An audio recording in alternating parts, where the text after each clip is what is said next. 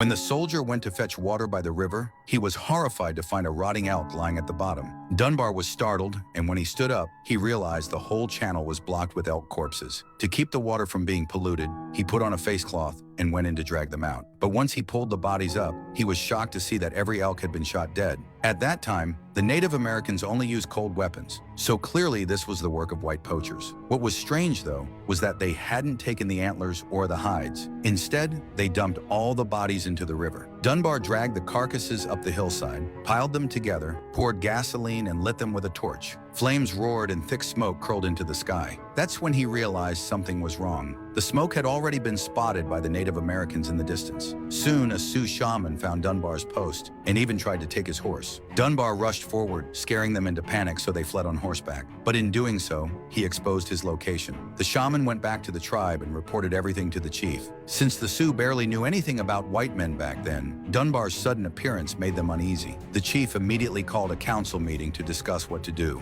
One wild-haired warrior suggested killing Dunbar to prevent future trouble, but the shaman argued that doing so would only bring more white men seeking revenge, so they should just drive him away. Even so, Dunbar realized the post was no longer safe. He buried all his supplies underground. Sure enough, the very next day, a group of Sioux riders stormed the outpost and stole his beloved horse. One of them even turned back to challenge him. Dunbar raised his gun at once, but the man just bared his teeth, made a feral roar, and then turned his horse to run. Dunbar chose not to fire. When they finally rode off, Dunbar's legs gave out, and he collapsed in fear. Meanwhile, his horse broke free of its tether and ran off. The warrior gathered his men again, ready to chase the horse down once more. But just then, some terrible news arrived.